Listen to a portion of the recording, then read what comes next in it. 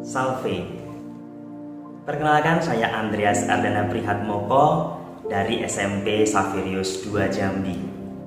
Pada kali ini saya akan memaparkan tentang materi manusia sebagai citra Allah dalam sub pokok bahasan Aku Citra Allah yang Unik.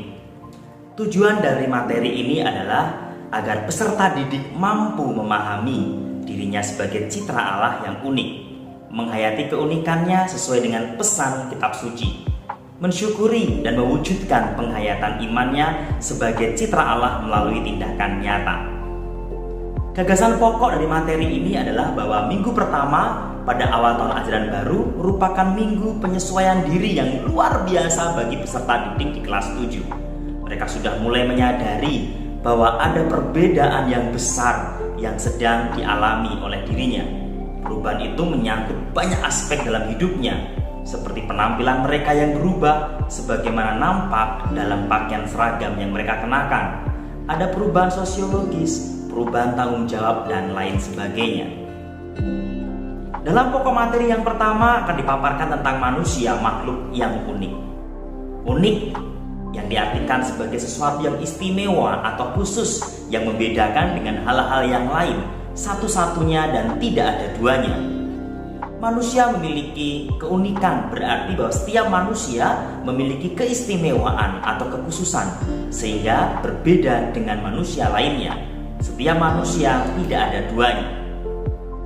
Tidak ada seorang manusia pun yang sama satu dengan yang lain. Bahkan orang yang disebut kembar identik pun memiliki beberapa hal yang berbeda satu terhadap yang lain. Itulah sebabnya manusia disebut unik, karena berbeda satu dengan yang lain. Perbedaan manusia satu dengan yang lain itu bisa meliputi banyak aspek seperti fisik, psikis, kebiasaan, keinginan, dan lain sebagainya. Pokok bagian yang kedua adalah manusia sebagai citra Allah. Kata citra berarti gambar, rupa, bayangan. Dan definisi citra sendiri berarti gambar yang menunjukkan pada identitas atau ciri seseorang atau sekelompok orang. Manusia diciptakan menurut citra Allah, berarti manusia diciptakan segambar atau serupa dengan Allah. Hal ini tertulis dalam kitab Kejadian 1 ayat 26 sampai dengan 28. Dalam kitab tersebut, dalam kisah tersebut ada 4 hal yang dapat kita lihat. Yang pertama, manusia diciptakan segambar dengan Allah. Yang kedua, manusia diciptakan sepasang, laki-laki dan perempuan, agar beranak cucu dan bertambah banyak. Yang ketiga, manusia diberi mandat untuk bertanggung jawab atas makhluk ciptaan lain. Dan yang keempat, Allah melihat segala yang dijadikannya sungguh amat baik. Manusia segambar dan serupa dengan Allah, terutama dalam pikiran dan kehendak. Pikiran kehendak Allah itu kasih yang tertuju demi keselamatan dan kebahagiaan manusia dan seluruh ciptaannya. Manusia dipanggil untuk mampu memancarkan pribadi Allah yang penuh kasih kepada manusia dan segenap ciptaannya dalam pikiran, perkataan, dan perbuatan sehari-hari. Sejauh terlukis dalam kitab suci, istilah segambar dan serupa Allah itu tidak ditujukan kepada semua ciptaan Allah. Hanya manusialah yang segambar dan serupa dengan Allah atau citra Allah. Sebagai partner Allah, manusia diberi tugas untuk bertambah banyak dan menguasai ciptaan lainnya. Hal ini menunjukkan bahwa manusia mempunyai kedudukan istimewa di antara ciptaan Allah lainnya.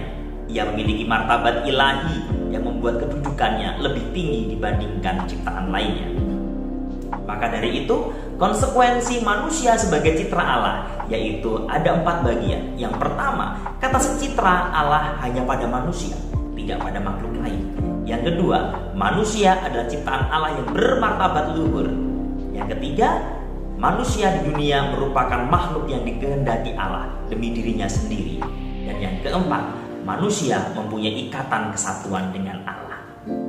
Jadi manusia lebih luhur dan memiliki keunggulan daripada ciptaan lainnya.